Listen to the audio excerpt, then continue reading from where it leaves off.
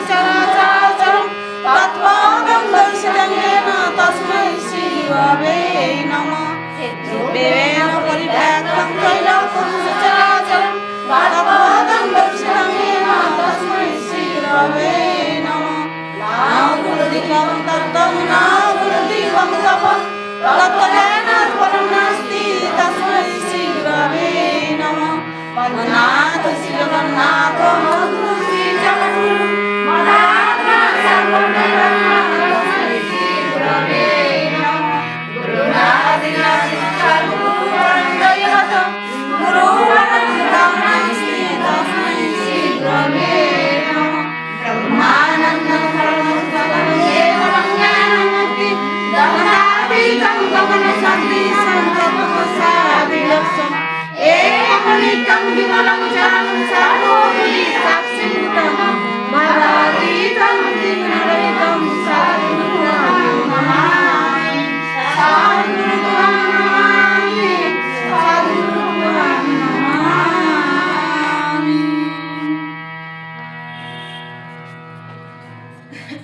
নামের সময় হলো, শোনা যায়নি।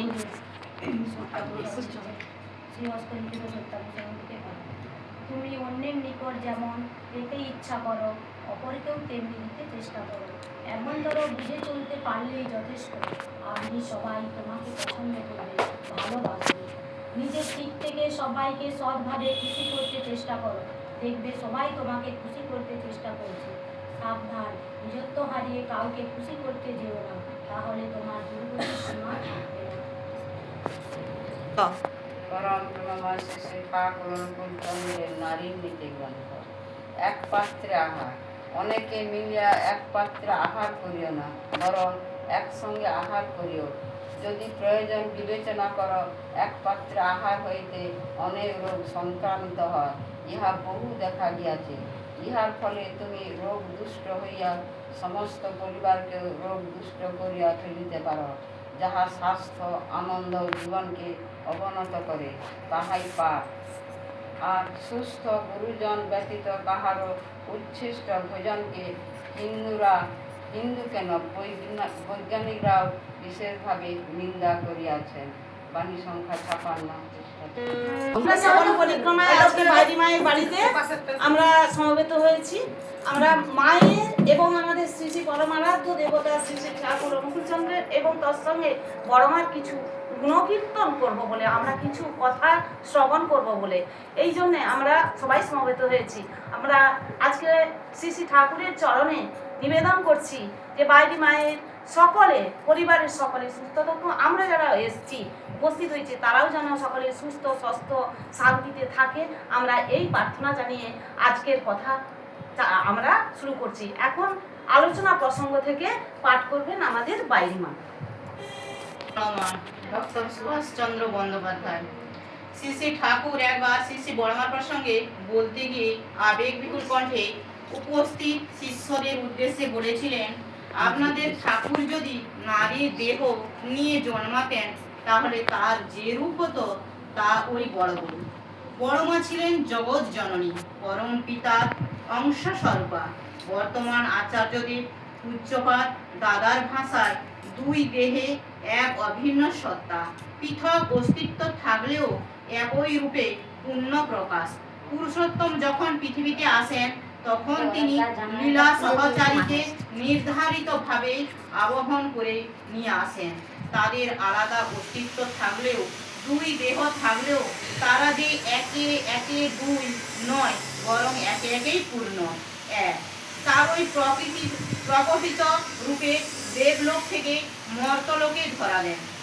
রাধিকার ভাবাকান্তি অঙ্গীকার করেই যেমন নবদ্বীপ চন্দ্র শ্রী গৌরাঙ্গ আবির্ভাব, স্বয়ং ভগবান শ্রীকৃষ্ণ শ্রী রাধিকার প্রেমে মহিমা, প্রেমের স্বরূপ, প্রেমের মাধুর্য আস্বাদন কল্পে বিশ্ববাসীকে জানাতে এবং নিজে অনুভব করতে আবির্ভূত হয়েছিলেন। চৈতন্য চরিত্রামৃতে তাই বলা হয়েছে, রাধিকার ভাবাকান্তি করি অঙ্গীকার, নিজ রস আস্বাদিতে হইয়াছে অবতার।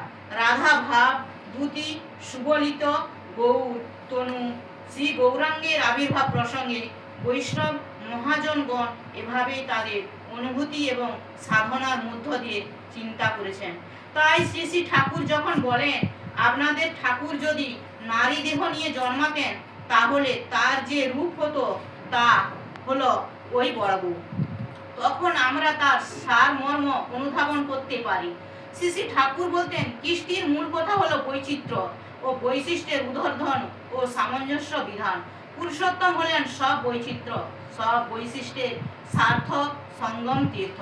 1348 সালে 26শে পৌষ শনিবার প্রাতে নির্ভীত নিবাসে শ্রী শ্রী ঠাকুর দাক্ষিণাস্য হয়ে বসে কুষ্টিয়ার মনমোহিনী মিলে চৌটার দিকে চেয়ে চেয়ে দেখছেন আর বলছেন, ছেলেবেলা থেকে আমার দৃষ্টিটা বড় সন্ধানী দৃষ্টি। যা দেখবো, শুনবো, বুঝবো তা পুরোপুরি না দেখলে, না শুনলে, না বুঝলে কিছুতেই তৃপ্তি হয় না। ছেলেবেলায় বাগানে দেখি কত রকম গাছ, দেখি আর মনে হয় এক মাটি আর এত রকম গাছ, এ সম্ভব হয় কি করে ভেবে আর কিনারা পাই না। শেষটা একদিন বাগানে যে ছোট ছোট অনেক গাছপালা উপড়ে উপড়ে দেখলাম, পুরো বুঝলাম মাটি এক হলেও বীজ আলাদা। তাই এক মাটিতে হলেও গাছের চেহারা আলাদা আলাদা হয়, ফল আলাদা হয়, আবার বীজগুলিও হয়। যে বীজ থেকে ওই গাছ হয়েছে সেই বীজেরই মতন। যদিও মাটির প্রকৃতি অনুযায়ী গাছে একই পরিবেশে বহু মানুষকে জন্মাতে ও বাস করতে দেখা যায়, কিন্তু বীজ অনুযায়ী আকৃতি প্রকৃতির পার্থক্য হয়। আবার তারা যে বীজবাহী হয়, সে বীজও তারা যে বীজ হতে উদ্গত হয় তারই অনুরূপ। পুরুষ পরস্পরায় এমন করেই চলে, তাই বর্ণধারা ও বংশধারা না মেনে উপায় নেই।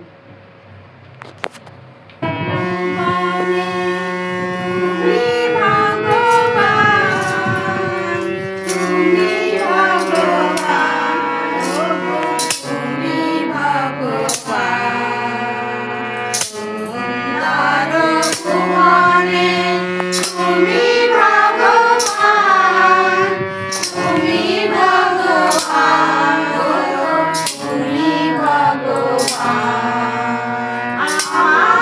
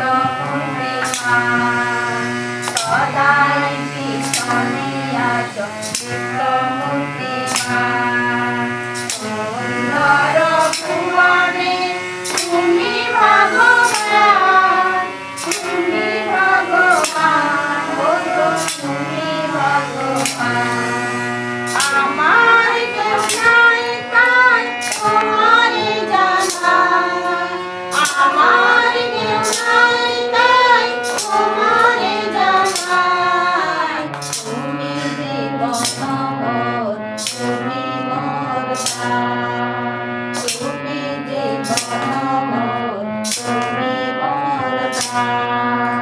সুন্দর ভুবনে তুমি ভগবান, তুমি ভগবান, ওগো তুমি ভগবান।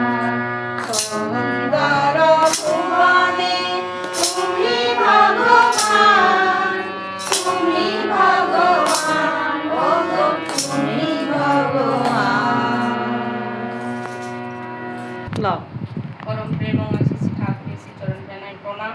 পরমারাধ্যা জগৎ জননী শ্রী শ্রী বড়মা শ্রী চরণ জানাই প্রণাম। পরম পূজ্য পাদ শ্রী শ্রী বরদাস শ্রী চরণ জানাই প্রণাম। পরম পূজ্য পাদ আচার্য দেবের শ্রী চরণ জানাই প্রণাম। এখানে উপস্থিত সমস্ত মায়ের জানাই আমার আনন্দিত জয়। জগৎ জননী শ্রী শ্রী বড়মা আমাদের নারী জাতির আদর্শ।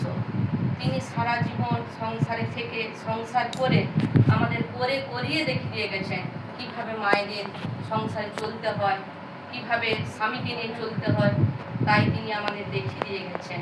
তাই শ্রী শ্রী ঠাকুরের একটা বাণী আছে যে নারী হইতে জন্মে জাতি, থাকলে জাত তবেই জাতি। তাই আমাদের যে নারীর নীতিতে নারীর বৈশিষ্ট্যের কথা আছে, নারীর যে 8টি বৈশিষ্ট্যের কথা, নিষ্ঠা, ধর্ম, শুশ্রূষা, সেবা, সাহায্য, সংরক্ষণ, প্রেরণা ও সুপ্রজনন।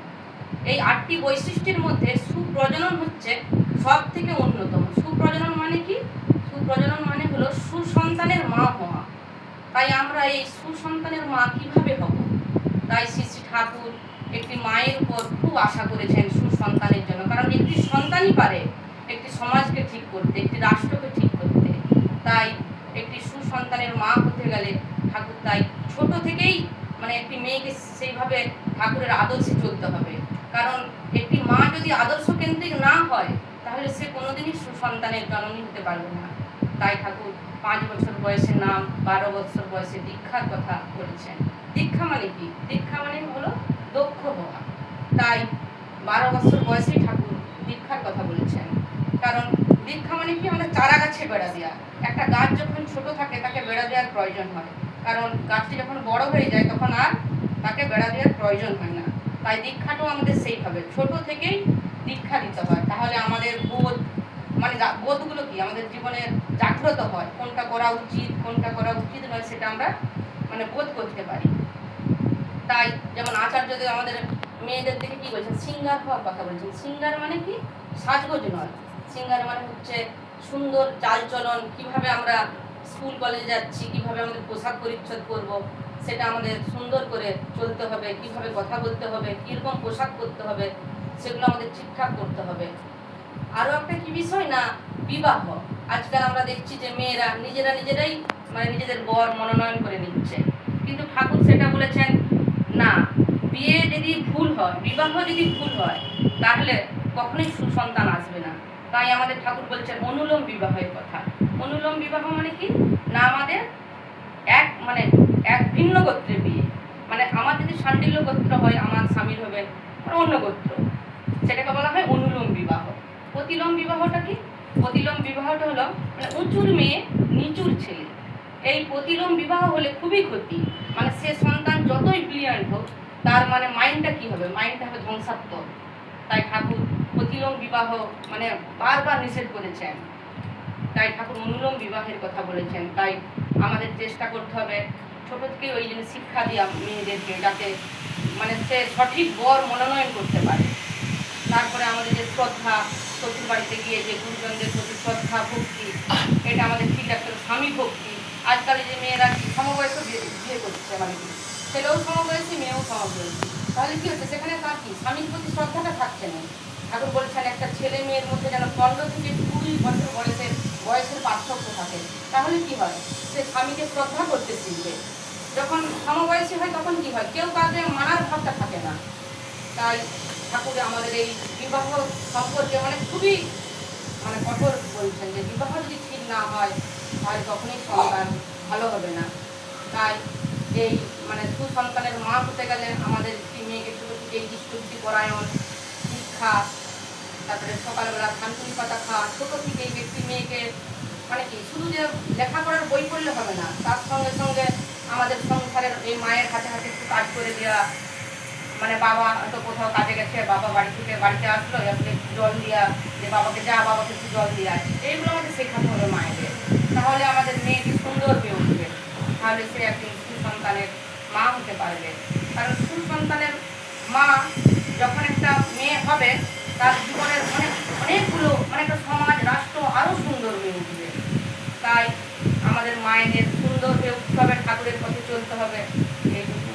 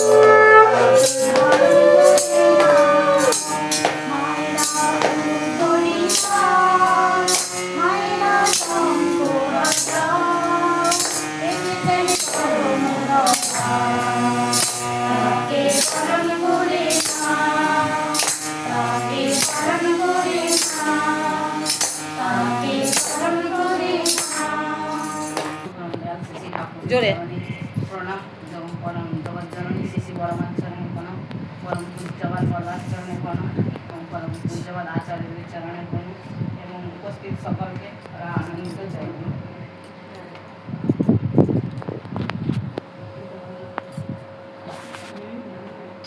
আমাদের বড় মা ঠাকুরকে আমাদের সবচেয়ে কি একটা বড় কি, আমরা যেমন স্কুলে পড়তে গেলে আমাদের শিক্ষার দরকার এবং মাস্টারমশাইয়ের দরকার, এবং সবচেয়ে ঠাকুর এসেছেন আমাদের এই গুরু হিসাবে। আমরা ঠাকুরকে প্রধান হিসাবে গুরু, আমাদের চলার পথে যেমন বাবা মা আমাদেরকে শিক্ষা দেন, সেরকম স্কুলে গেলে যেমন মাস্টারমশাই শিক্ষা দেন, এবং আমরা এই ঠাকুরকে ধরেছি আমরা কিভাবে চলবো, কিভাবে আমাদের সমাজ গড়ে তুলবো, কিভাবে আমাদের সন্তানকে বড় করে তুলবো, সেইভাবে আমরা ঠাকুরকে ধরে নিয়ে চলছি। এবং ঠাকুরের প্রতিটি কথা যদি আমরা মেনে চলতে পারি তাহলে আমাদের সংসার সুন্দর হবে এবং আমাদের ছেলেকে ভালোভাবে মানুষ করতে পারবো। এইভাবে আমাদের ঠাকুর আমাদের এসেছেন আমাদের এই ধরাধামে আমাদেরকে উপযুক্ত মানুষ করে গড়ে তোলার জন্য।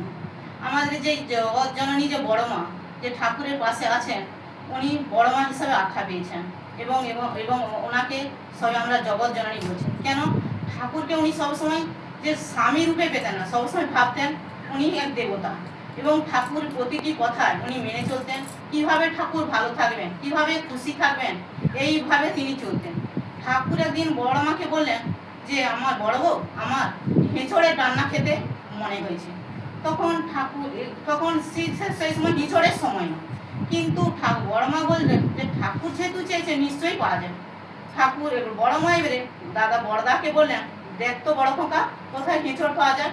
এবারে বড়দা সকলকে জানিয়ে দিলেন যে কোথায়, সকলেই খুঁজল, কোথাও কিন্তু হিঁচড় পাওয়া গেল না। তখন বড় মা তার আগে হিঁচড়ে যে কি কি উপকরণ লাগবে সেই সকল তৈরি করে রেখেছেন, এবং ঠাকুর এবার বড়দা এসে বললেন, মা কোথাও তো হিঁচড় পাওয়া গেল না। বড় মার বিশ্বাস ছিল যে ঠাকুর যখন বলেছেন তাহলে নিশ্চয়ই কোথাও পাওয়া যাবে। এইভাবে বড় মা তখন মনটা অস্থির হয়ে লাগছেন যে ঠাকুর যেহেতু বলেছে তাহলে নিশ্চয়ই পাওয়া যাবে। গিয়ে দেখতে দেখতে চারধারে দেখতে দেখতে দেখলেন যে তারই রান্নাঘরের পাশে উপরে গাছের এক মগ ডালে এক হিঁচড় ঝুলছে। তখন এবারে বড় মা এসে বড় কাকাকে বললেন যে দেখ ওখানে রয়েছে হিঁচড়। যথারীতি সেখান থেকে নামিয়ে আনা হলো, দিয়ে বড় মা তৈরি করে দিলেন। সেই হিঁচড় তৈরি করলেন এবং রান্না করলেন, সেই ঠাকুরকে নিবেদন করলেন।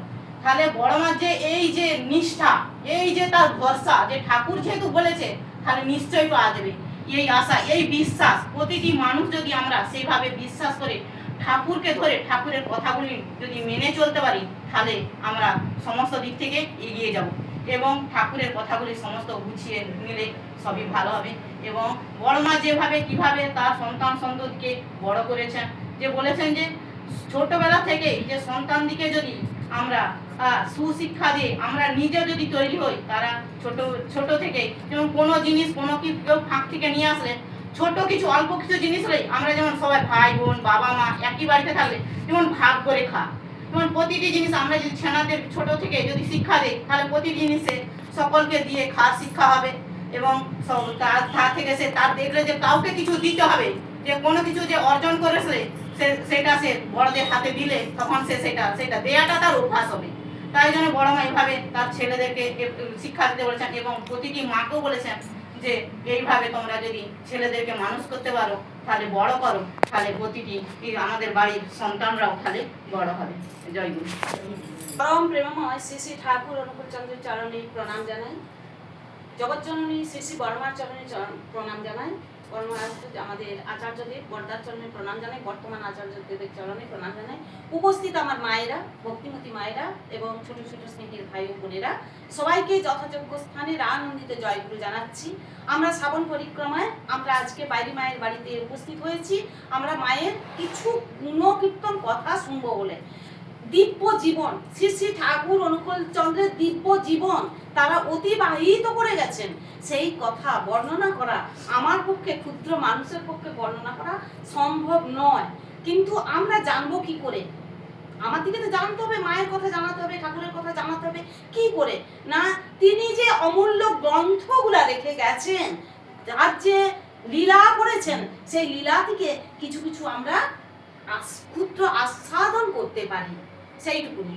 একদিন সেই বিষয়ে আমরা মায়ের দিব্য জীবন শুনে আমাদের সুবর্ণা মা বলে গেছে যে নারীর নীতিতে 8টা গুণ দেখে গেছেন, সেই বিষয়ে যে 8টা গুণ আমাদের বড় মার চরিত্রে ছিল, জীবনে ছিল, তিনি সেইগুলোকে চলার পথে দিয়ে গেছে।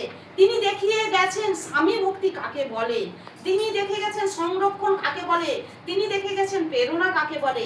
আমাদের কথায় আছে, গুণীজনেরা বলেন, গুণীজনেরা কি বলে না, সংসার সুখের হয় রমণীর গুণে। তাহলে সংসার যদি সুখ শান্তিতে ভরিয়ে তুলতে হয়, মায়েদের উপর বেশি ভরসা করেছেন। এখন কি হচ্ছে, এখন সমাজে এখন কিন্তু সবাই করছে গেল গেল গেল গেল এই কেউ কাকু মানছে না, ছেলে বাবাকে শ্রদ্ধা করছে না, আর ভাইয়ে ভাইয়ে হানাহানি কাটাকাটি রাষ্ট্র মানে এই আমরা দেখতে পাবো না, এই কদিন আগে ডিম ছুটছে গায়ে নেতাদের। এটা কি কালচার? এখানে আমাদের ঠাকুর এটা বলে না যে তোমরা ডিম ছুড়ো। ঠাকুর তো বলে গেছেন মাছ মাংস খাসনি আর পেঁয়াজ রসুন মাদক ছাড়, ডিম ছুঁড়া তো দূরের কথা। এবার এই প্রসঙ্গে আমরা বলি ঠাকুর কি বলে গেছেন, আমরা ঠাকুরের বাণীর মধ্য দিয়ে আমরা বড় মাকে অনুভব করবেন যে আমরা সবাই আমাদের ঠাকুরকে মেনে নিয়ে চলতে খুব ভয় করে। কেন না, আমরা বলছি নিরামিষ খাও নিরামিষ খাও নিরামিষ খাও। আমরা বলি তোমরা কি খাও, আমাকে জিজ্ঞাসা করে আমরা প্রতিদিন তো সেন্টারে যাই, জিজ্ঞাসা করে বলছে তোমরা কি খাও। আমি বলি আমরা 5টা জিনিস খাইনি, তারপর সব খাই, বিশ্বের দুনিয়ায় যা আছে সবাই। কি কি 5টা জিনিস? মাছ মাংস পেঁয়াজ রসুন ডিম, এইটা খাইনি। বলে তাহলে এই 5টা বাদ দিলে আর রইলো? আমি বলি অনেক কিছু রইলে, তোমরা খেয়ে দেখবে কত ভালো থাকবে। আমি এই প্রসঙ্গে নিরামিষ খাওয়া প্রসঙ্গে একটা গল্প বলি তার দিকে। এখন আমাদের গ্রামে কালী পুজো হচ্ছে, কালী পূজায় এখন সেই দড়ি টানাটানি খেলা হচ্ছে। এক দলে নিরামিষ ছেলেরা, সেখানে আমার তখন ছেলে বাইরে যায়নি, আমার ছেলে ভাসুরপো যে এখন বড় ডাক্তার, ভাসুরপো এরকম সবাই আছে। আরেক দলে নিরামিষ, এক দলে আমিষ। এবার টানাটানি শুরু হচ্ছে, কেউ কম যায়নি, এ টানছে তো টানছে, কিন্তু এমন নিরামিষ ছেলেরা বলে জয় হচ্ছে যে বাবা হচ্ছে যে অনুকূল চন্দ্রের জয় বলে যা এক টান দিল, তারা যে আমিষ ছেলেরা হেরে গেল। তখন বলছে নিশ্চয়ই ঠাকুরের দয়া আছে। আমি বিশ্বাস করি, মনের প্রাণে বিশ্বাস করি, যদি ঠাকুরের দয়া পেতে যায়, মন প্রাণে যদি আমি ঠাকুরকে ডাকি, ঠাকুর তার কারো ইচ্ছা অপূর্ণ রাখে না। এই কথাটা বারবার এসেছিল। কিরকম না, আমি অনেকবার মানে এই করে নিচ্ছি। আমি তখন রামদেবপুরে ছিলাম, এখন তো নাড়া চলে আছি, রামদেবপুরে ছিলাম। এখন সেই মাস মানে টগর ফুল ফোটার মাস, সেটা হচ্ছে যে আশ্বিন মাস হবে পুজোর আগে, কি ভাদ্র মাস। এত সুন্দর গাছটা টগর ফুলে সাদা হয়ে আছে। তখন আমি অত এই করিনি, ঠাকুরের পায়ে ফুলগুলা যদি দেওয়া যেত কি ভালো লাগতো, মনে বলেছি, আমি কি আর জানি। তখন এবার কি হচ্ছে না, হঠাৎ করে যে ঠাকুর আমাদের রামদেবপুর মন্দিরে যে মানে পাঠকর্ণী করে, তাদের এখন অশৌচ হয়ে গেছে, কেউ মারা গেছে, অশৌচ হয়ে গেছে। তখন কে প্রার্থনা করবে বা ঠাকুরকে এই দেবে, তার লোক নাই। তখন বলছে বৌমা তুমি পারবে? আমি কেন পারবো না, এটা এমন ভিড় কাজ, সকালবেলা আসা তো বলে আমি মন ভরে যে এলাম, 3-4 দিনের ব্যাপার তো এলাম, সেই যে ফুলগুলো আর আমি সংগ্রহ করলাম, ঠাকুরের পায়ে নিবেদন করলাম। সেই নিয়ে মন। আরেকটা ঘটনা বলি, আমার নিজেরই ঘটনা। আমার ছেলের বিয়ে হবে, তখন সবাই বিয়ে ঠিক হয়ে গেছে 1 বছর আগে থেকে। বলছে আচার্যদের পারমিশন দেবে না। না কেন না, আমি বলি দেখো ঠাকুরের আশীর্বাদ না নিয়ে আমি ছেলের বিয়ের অনুষ্ঠানটা করবো কি করে? বলছে না, তোমাদের পারমিশন দেবে না। আমি তখন বলি কি হবে? তখন শান্তনু ভাইকে ধরলাম, আমি বলি বাবু চলো। তখন আমাদের কথা শরীর খারাপ, বলছে চলো। আমি বলি আমি নিবেদন করবো, আমার পারমিশন দেয় ভালো না দেয় ভালো, আমার কিছু যায় আসেনি, আমি নিবেদন করবো। এবার আমি তো জানিনি, আমি তখন অনেকদিন তার আগে দেওঘর যাইনি, যদিও বলে বছরে 2বার 4বার যেতে, কিন্তু তার আগে কোনো ওই পারিবারিক ঝামেলার জন্য যেতে পারিনি। তখন আমি যেয়ে দেখি না একজন মানে বিশাল লাইনের পর লাইন পৌঁছে গেছি, যে প্রার্থনা হলো, সকাল ভোরবেলা পৌঁছে গেছি, প্রার্থনা হলো, সব কিছু হলো, হওয়ার পরে গেছে। এবার যখন লাইন দিয়েছি, বলছে না এখানে না, ওখানকে যাও। এবার আমি বলে হাই ভগবান, আমার ছেলের বিয়ে, আমি আজ রাত্রেই ফিরে যাবো, আমি পারমিশন না দিয়ে যাবো নি। তখন বলছে কি হয়েছে? বলে দাদার কাছে যাও। বলছে তোমার ছেলের বিয়ে ঠিক হয়েছে? আমি হ্যাঁ ঠিক হয়ে গেছে, আমাকে দিতেই হবে। আমি বলি একসঙ্গে 1 ছেলে না 2 ছেলের বিয়ে? তখন এবার সবার লাস্টে বলছে মা কিছু বলবে বলে, সে এবার এর কাছে গেলাম, আচার্যদেবের কাছে তিনি বললাম আমি বলি আমার একসাথে 2 ছেলের বিয়ে, আমি তার জন্য একটু আশীর্বাদ প্রার্থনা করছি। তখন বলছি ঠিক আছে যাও, তোমার ভালো হবে। আমার মনটা শান্তি ভরে গেলাম যে ঠাকুরকে যদি এক মনে ডাকা যায়, ঠাকুর তার প্রার্থনা অপূর্ণ রাখেনি। সেই জন্য সবাই আপনারা ঠাকুরকে নিয়ে চলুন, দেখবেন যে কত শান্তি পাবেন পাবেন। এবার আসছি মাতৃ সম্মেলন আমরা করতে লাগলাম কেন না, যখন আমরা দেখছি কি না, যখন যুগে যুগে পুরুষোত্তমগণ আসেন তখন তাদের লীলা সঙ্গিনীদের দিকে সঙ্গে নিয়ে আসছেন। সত্য যুগে নিয়ে আসছেন আমাদের নারায়ণ আসছেন, তার সঙ্গে আসছে কে না লক্ষ্মী দেবী। আবার ত্রেতা যুগে শ্রীরামচন্দ্র আসছেন, তার সঙ্গে নিয়ে আসছেন সীতা মাকে। কৃষ্ণের দাপর যুগে শ্রীকৃষ্ণ লীলা করতে আসছেন, তার লীলা সঙ্গিনী রাধারানীকে নিয়ে আসছেন। এবং এতে আমাদের কলি যুগে কে আসছেন না আমাদের শ্রীরামকৃষ্ণ সারদামাকে সঙ্গে নিয়ে এসছেন। সর্বশেষ আমাদের পুরুষোত্তম শ্রী শ্রী ঠাকুর অনুকূল চন্দ্র তিনি আসছেন, তিনি তার লীলা সঙ্গিনী নিয়ে আসছেন বড় মাকে। তিনি বলছিলাম না যে লীলা সঙ্গিনীদের দিকে নিয়ে আসছেন এবং লীলা করে দেখিয়ে দিয়ে গেছে।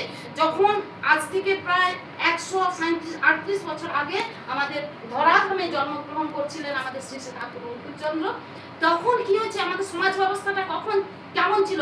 তখনকার যে হিন্দু সমাজে নানা অনাচার কুয়াচারে ভরে গেছে।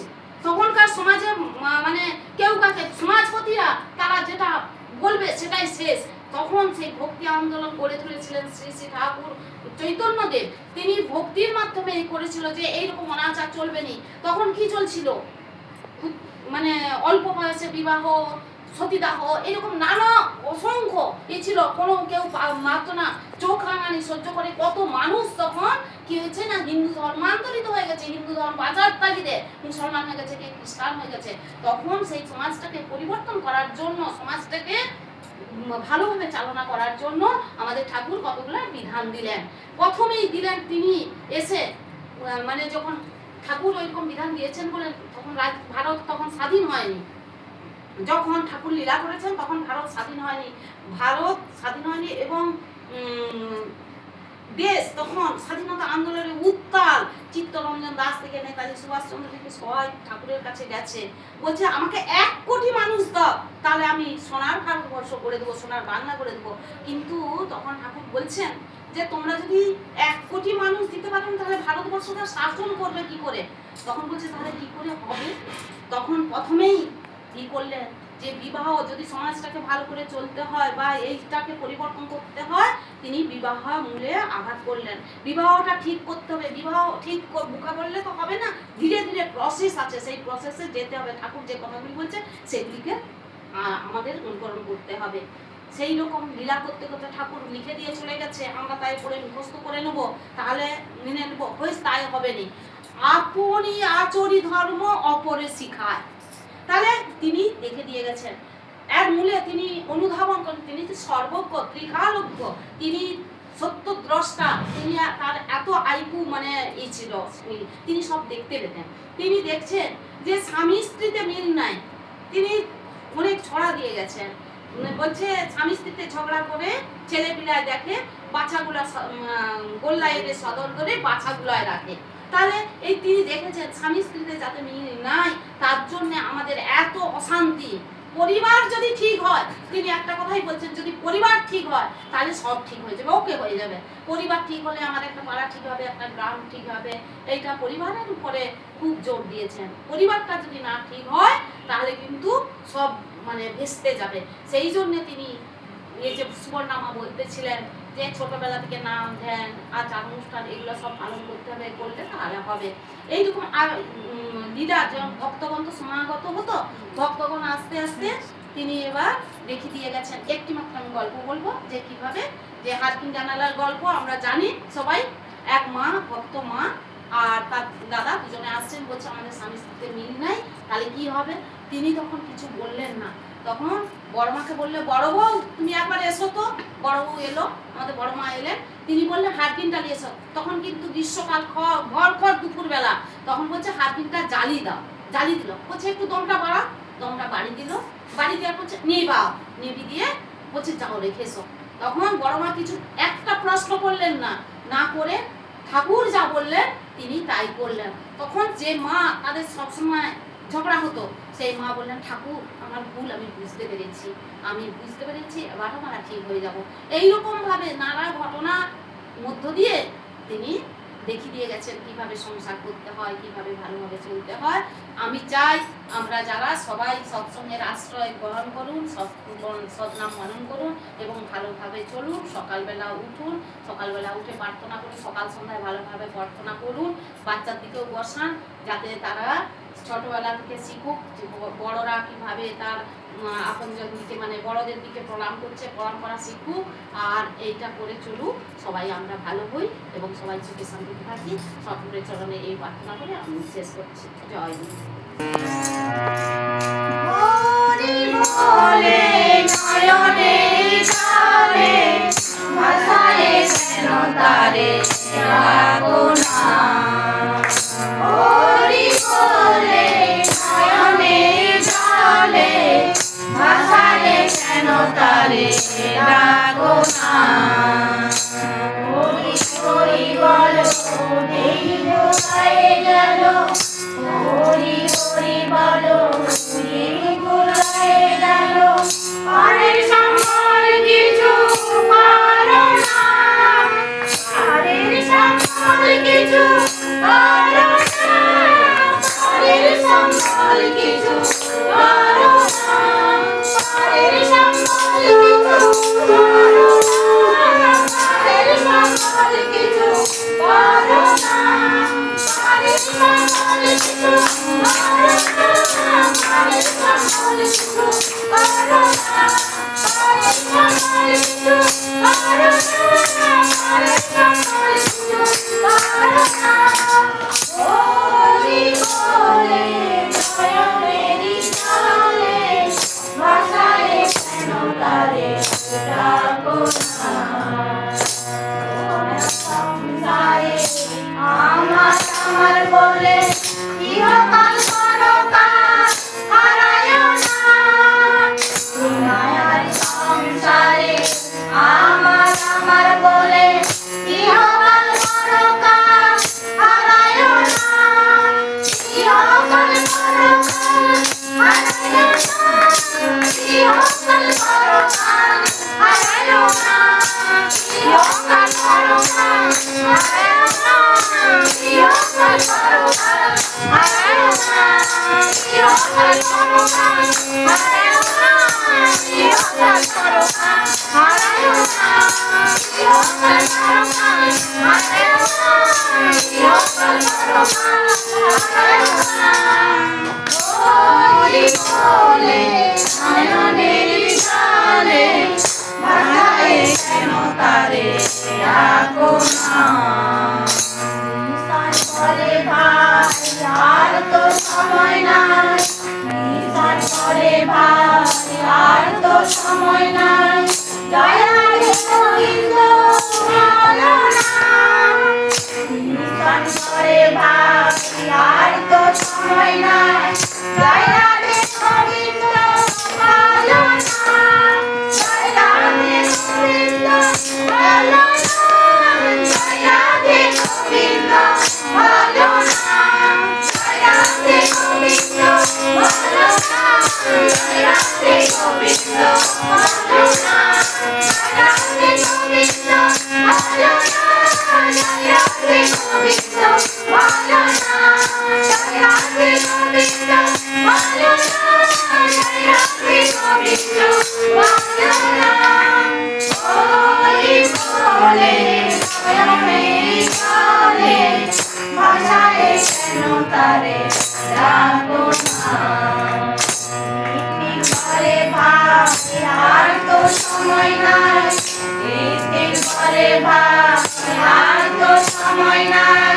দয়ালের নামে সবাই বাঁধো না, দয়ালের ঘরে ভাই আর তো সময় নাই।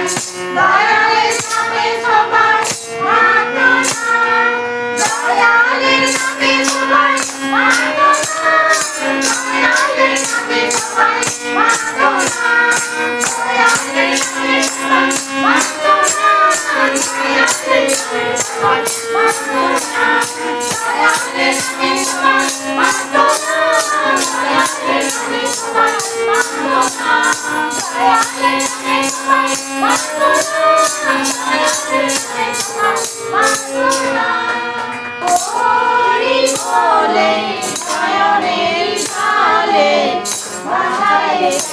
তারে রাখো না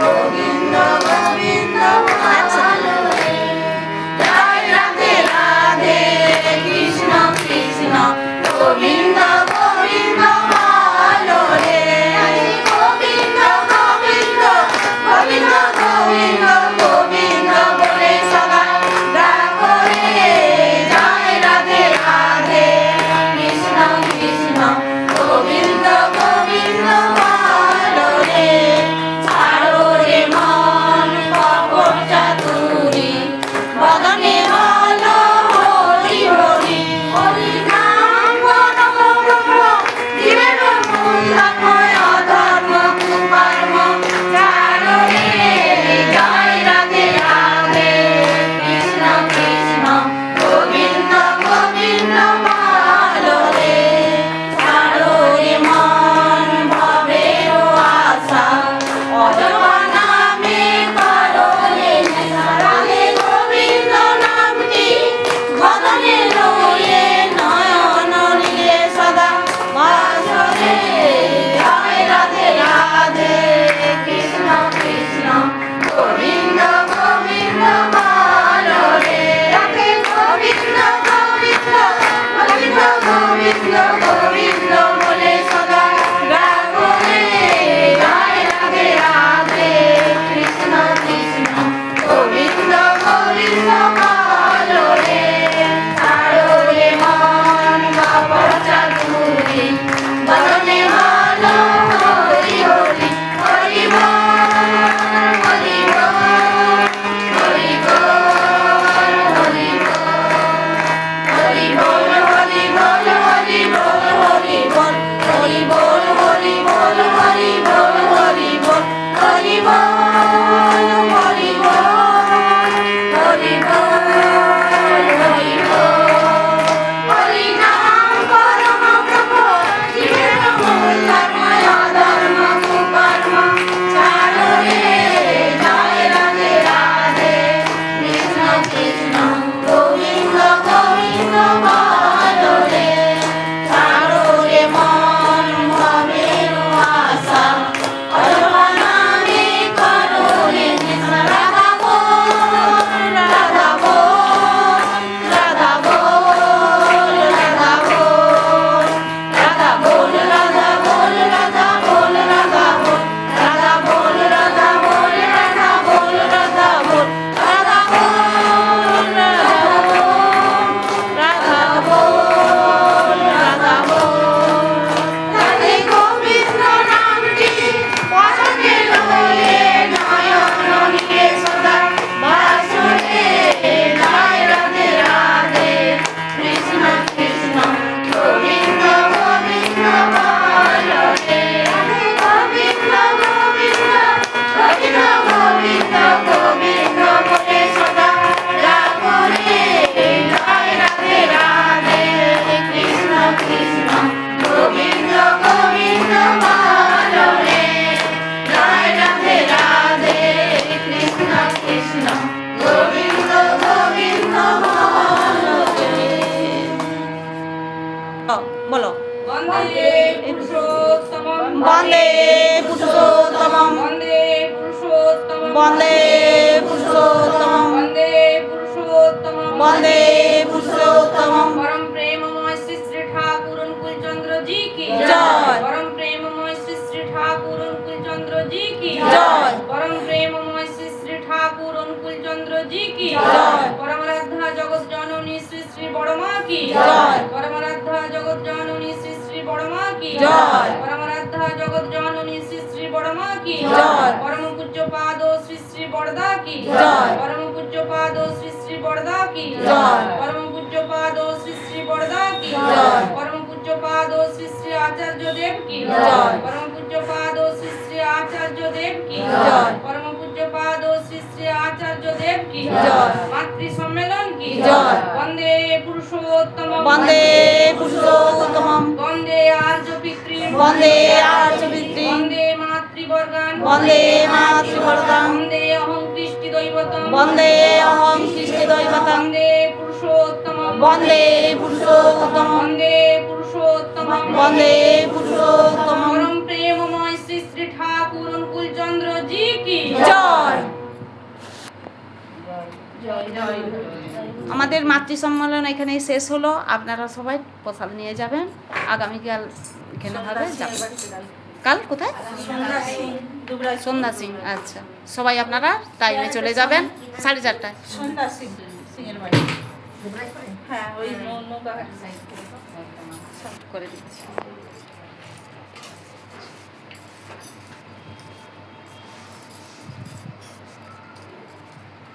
কালকে সন্ধ্যা সিং, পরশু রামু সিং। আমাদের অফিস সন্ধ্যা সিং কি এখানে আছে? সন্ধ্যা সিং নেই। আচ্ছা, ঠিক আছে। সেই দুবরাজপুরে নামতে হবে, দুবরাজপুর সেই অরবিন্দদের। আমি তো জানি দুবরাজপুরে নামবে, দুবরাজপুরে নামবে, নেমে ওই সেই ওই ভাই রাস্তাটা চলে যাবে। চলে যাবে। হ্যাঁ, না স্কুলে নয়।